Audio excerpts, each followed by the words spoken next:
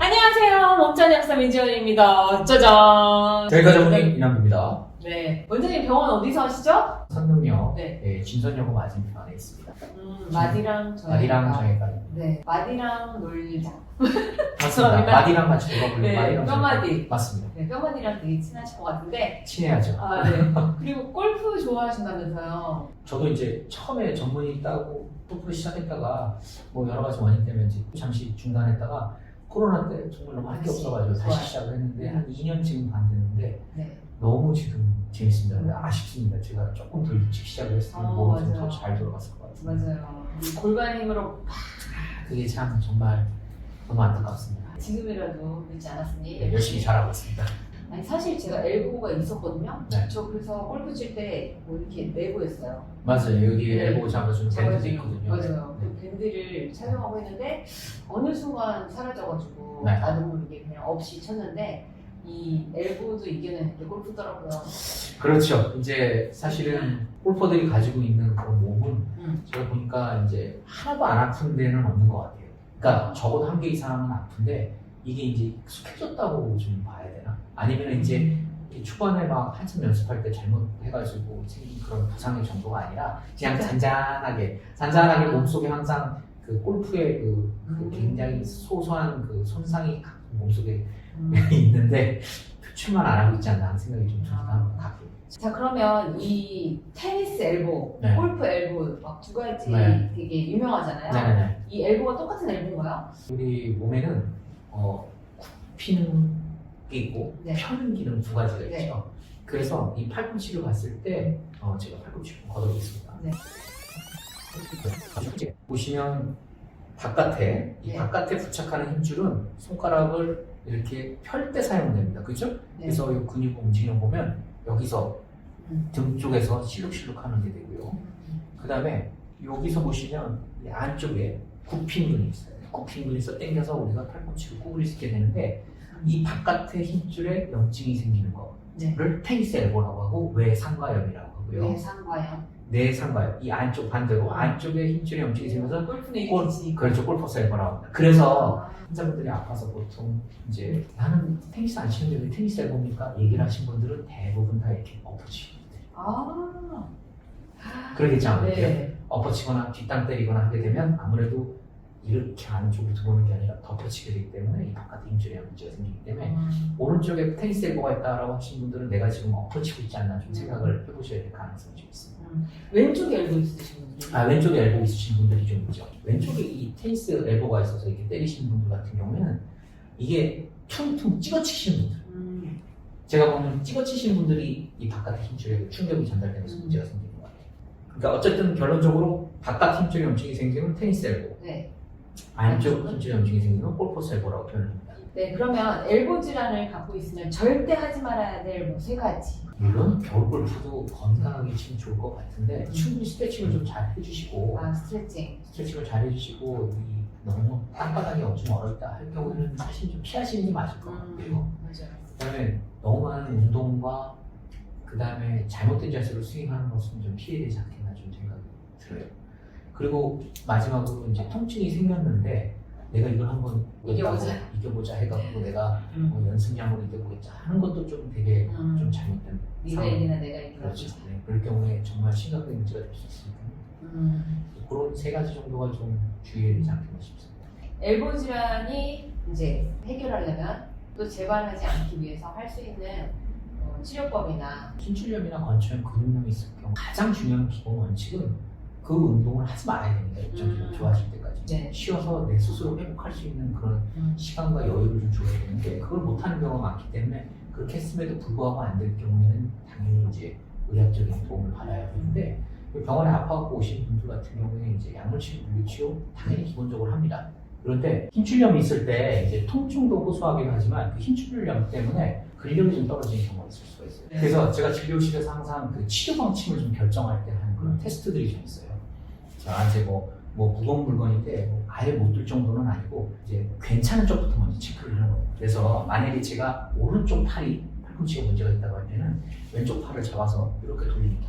돌린 상태에서 쭉 당기는 게 가능하면 일단 테니스 엘보 없다라고 생각하시면 돼요. 아. 이거는 이제 펴는 걸 체크한 거고요. 네. 구부렸다가 천천히 펴봅니다. 천천히 펴는 게 괜찮다라고 하면 골프 엘보 가능성이 좀 떨어지고, 반대로 오른쪽 팔이 제가 지금 아프다고 말씀드렸잖아요. 그래서 테니스 엘보가 있으신 분들은 돌리는 것도 잘못됩니다. 이 정도로밖에 안 됩니다. 돌린 상태에서 당겨보라고 하면 이렇게 떨어뜨린다든지 그런 상황도 있습니다. 이런 거 테니스 엘보 거의 100%입니다. 생각하시면 될 것 같고요. 골퍼 엘보가 있는 경우에는 구부렸다가 천천히 피려고 할 때 이게 좀 잘 지지가 않으면서 문제가 생기죠. 그래서 제가 말씀드렸다시피 통증도 있지만 근력이 떨어진다고 말씀드렸잖아요.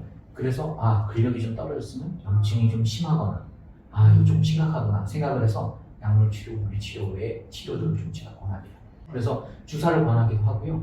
요즘에 들어보셨는지 모르겠지만 최외 충격파라는 게 있습니다. 들어보셨습니까? 네네네. 최외 충격파도 거의 주사에 쾌적할 만한 정도로 굉장히 좋은 치료로 되어 있고요. 두두두두두 이러지 않아요? 맞습니다. 초음파 힘을 이용해서 퉁퉁퉁퉁퉁퉁 그 병변 있는 부위, 특히 뼈랑 인대가 부착하는 부분이라든지 뼈가 근이 부착하는 부분, 이런 데 이제 염증이 있거나 뭐 문제가 있을 때 우리가 하는 그런 치료인데, 초음파 힘을 이용해서 그 병변 부분에다가 적절한 충격을 줍니다. 충격을 주면 초음파 힘을 해서 그 병변 주변이 좀 아프기도 하지만 그 안에 미세출혈이 생깁니다. 안에 미세출혈이 생기면 우리 몸은 피가 생기면 뭐가 되죠? 회복이 됩니다.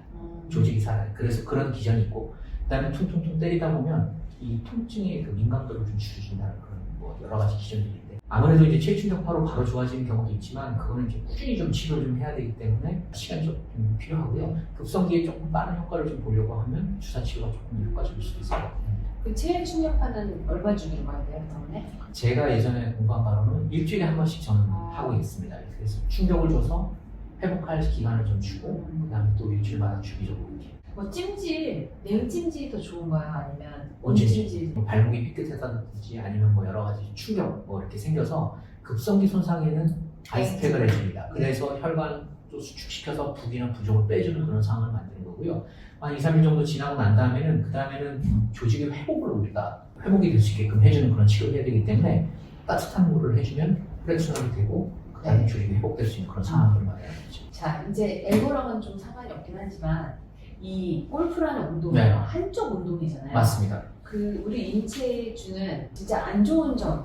제가 한번 골프로 문제가 됐던 사람들이 뭐 어디가 아팠었는지 제가 한번 정리를 좀 해갖고 왔습니다. 위에서부터 제가 한번 좀 네. 말씀드릴게요. 일단 볼수 있는 가능성이 가능성 있는 질환들 한번 다 말씀드려볼게요. 네. 목 디스크가 생길 수가 있습니다. 우리가 헤드업 하지 말라고 하잖아요. 헤드업 하지 말라고 하기 때문에 이 헤드업 하지 않는 게 목 디스크가 어떻게 되죠? 고개를 뒤로 제낀 상태에서 쫙 틀면 팔이 저리다고 했죠. 네. 근데 그거하고는 좀 반대로 고정되어 있는 상태에서 목이 틀어지니까 꼭 그런 형태가 되거든요.